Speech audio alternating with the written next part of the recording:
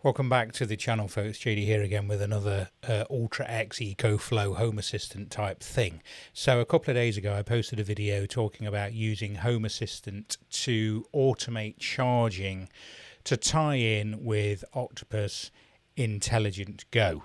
And I had a few issues with that, and the comments that came back were you should be using the BLE integration, which is Bluetooth. So I went ahead and bought something I've never seen before, which is an ESP32 board. It's a tiny little microprocessor.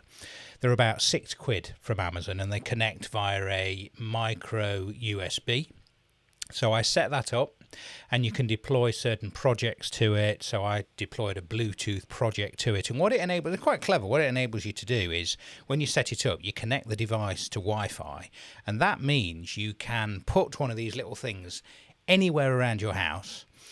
It will connect your Wi-Fi, but it will use Bluetooth to connect to local devices.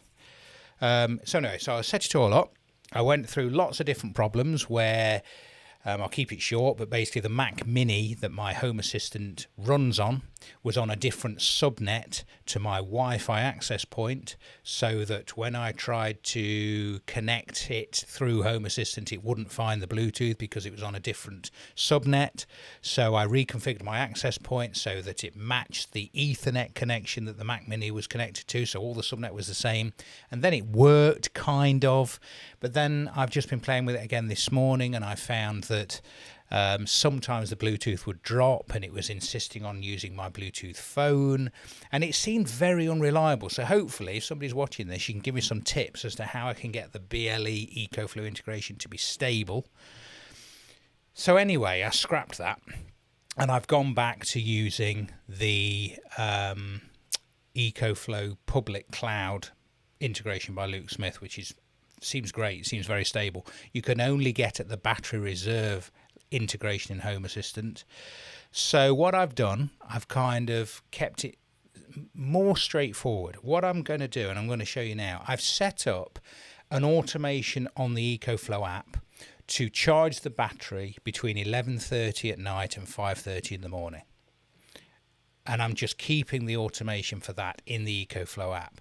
But in conjunction with that, I'm going to use Home Assistant to automate charging slots throughout the day if Octopus Intelligent Go give any additional charging slots. So if we just have a look at the EcoFlow app, so going into settings, going into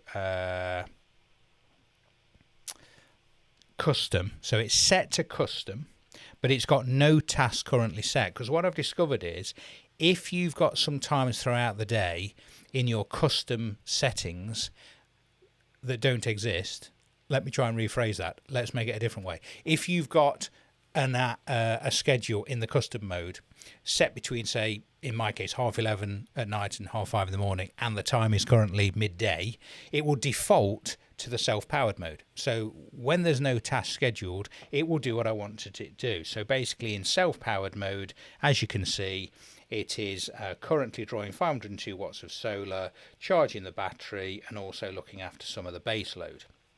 So that's what I want to happen. And then at night, if we go into the custom mode here, look, I've got one which is enabled, which you can see there, which says between 23:30 and 5:30 in the morning, charge to 95% using maximum grid power of 1200 watts. So when it gets to 11:30, it basically will switch to the custom mode, and when it's outside of that time, it will default to self-powered mode. Again, as I mentioned last time, in the public cloud integration, you can only switch between certain modes.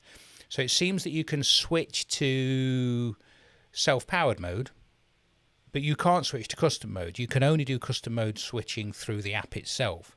But that's okay, because as I've just shown there, when there is no schedule set in custom mode, it will go to self-powered mode, and when it gets to 11:30 at night, it will switch to schedule. So that's fine. But what I'm using Home Assistant for is to take care of any additional slots throughout the day.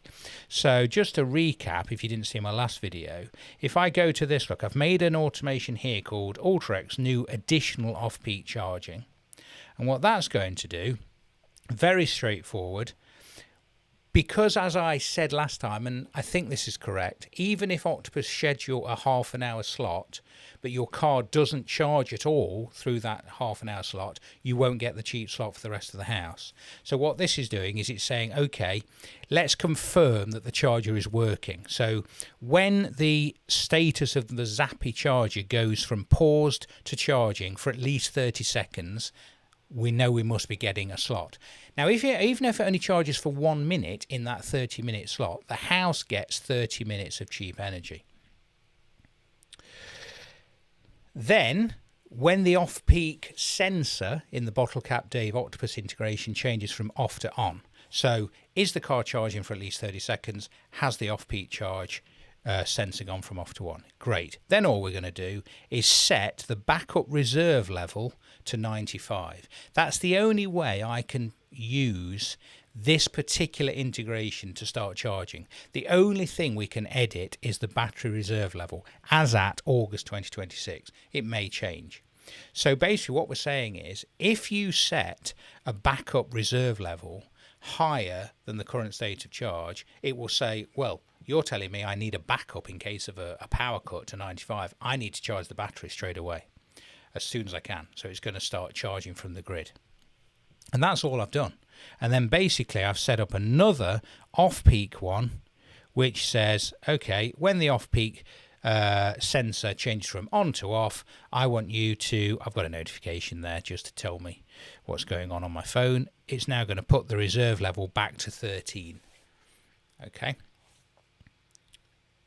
It has to be 13 because it has to be 3% more than the minimum charge level. And my minimum charge level, if we look on the app, is 10%. So that's why it's setting that's why the minimum backup reserve level is 13%. Okay, so I think that will work. The only thing I'm a bit disappointed with is that if I do it this way, I can't kind of forecast the solar. But is that going too far on the size of the battery and the size of the solar I've got? In my previous video, I was using the solar forecast tool to say, okay, if tomorrow's solar is going to generate more than 4 kilowatt hours, only charge the battery overnight to say 70% instead of 95%. I might revisit that, but I don't think it's going to be a biggie. So I hope that was useful. Do check out some of my other videos. Thanks for popping by. I'm rebranding the channel. It used to be just car finance. Now it's kind of ways to save money in general through DIY, through energy. I'm going to have a heat pump installed soon, so I'm looking forward to doing some videos on that and also integrating running hot water cycles and that kind of thing as and when we get cheap slots throughout the day as well. Please give this video a thumbs up if you liked it. Please subscribe. Until next time, thanks so much for watching.